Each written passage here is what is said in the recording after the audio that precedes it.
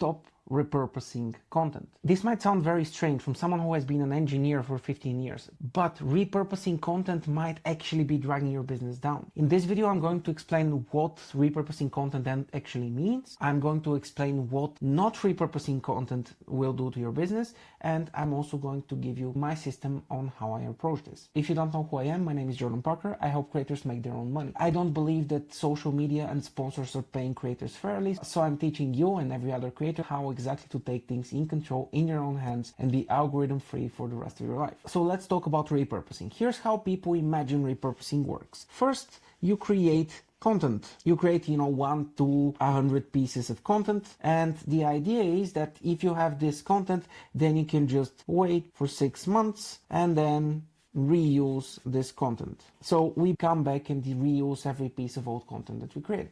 Right? This is something that you see recommended a lot, and this is something that a lot of people do, including myself. And I'm not saying that repurposing is necessarily evil in every sense of the word, but what I'm saying is that the way most people repurpose is too aggressive and it can lose you money. So this is the standard way. This is what most people recommend. And this is because the piece of content, the only value of the piece of content is to go on the timeline. So we have the timeline, we have a feed of a bunch of content, and if your content is on the timeline, you get something from it, right? So when people see your content, you win. So this thing is as valuable as the many times you can repurpose it. This is obviously factually true. If you post something on the timeline, it brings value to your business because sharing stuff is important. If you just have a piece of content in your head and you never share it with anyone, it's not very useful. But there is something magical in creating new content. New content actually creates something very, very cool. It gets you to think, because when you create a new piece of content, you are forced to innovate. You're forced to think about new things. You're forced to find new angles. You're forced to figure out a way to present a new idea. This doesn't necessarily do as well in the timeline. This might be an absolute failure. So this isn't repurposed. What that means is that this thing actually takes more time. This is a little clock here. Right? So this takes more time and it goes on the timeline only once, only the first time.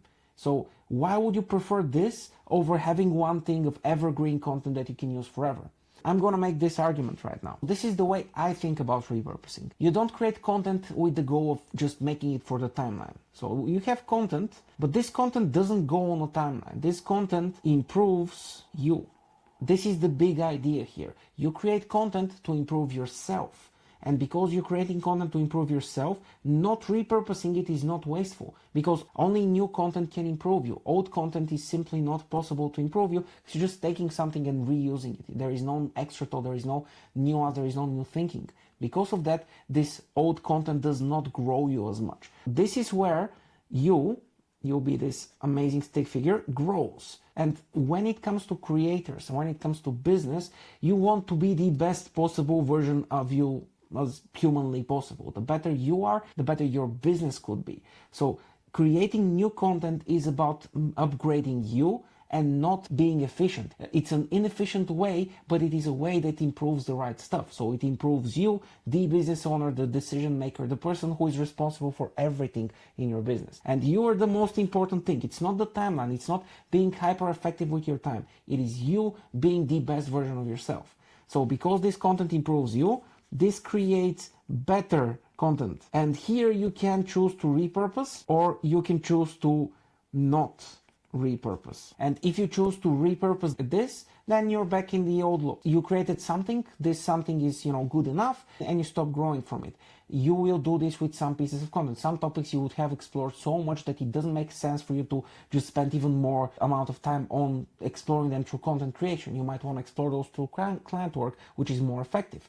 But in many other cases, you just make this your normal content. So your better content is your normal content. It improves you and you still throw it away in the bin. It's fine. It is okay throwing away different bits and pieces that you created in the bin. Everything you throw away in the bin is not lost. It's here. It's in your head. It is helping you grow and be a better person. And because it's helping you be a better person, your business still benefits from it. It just benefits in a different way. So this is how content that you didn't repurpose works. You create it, it grows you instead of your audience and views, and then you, the better version of you, can create better content content that in turn grows your audience and views. So it brings the same result in a very different way. It's easy to say just repurpose everything, and it's easy to say never repurpose anything.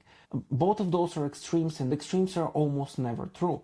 The only exception of that is if you join Creator Income, you will be better off, because that's the only extreme that matters, and it's the only extreme that's always true. But anyway, the approach that I do suggest you follow is a little bit different. It is do a 70-30 split. So 70% of your content is repurposed. This is classics. This is content that performed really well. This is content that your audience wants, and it has shown for a fact it wants. The other 30% is new. This is not repurpose. This is growth. This is the content that helps you become a better creator. This is the content that helps you become a better entrepreneur. This is the content that helps you become a better business owner. If you split your content this way, you can get both personal growth and efficiency in the business at the same time in a very balanced way. To summarize everything, step 1, not repurposing stuff is not bad. It's not destroying your business. It's not losing efficiency. You don't need to squeeze every drop of productivity in every second. Not repurposing content means you're creating content to grow yourself. 2, repurposing content adds more efficiency and more leverage to your business. You want to have some of that as well. And 3, the perfect balance that I personally found with me and my clients is 70-30. You want 70% of your content to be content that worked well for you in the past, content that your audience enjoys, and the other 30% are content for you, for the business person, for the entrepreneur, for the creator inside of you, so you grow as well. Because your audience likes you now, but the way for your audience to like you forever is for you to continue growing. I hope that was helpful. Join Creator Income, and I'll see you in the next one.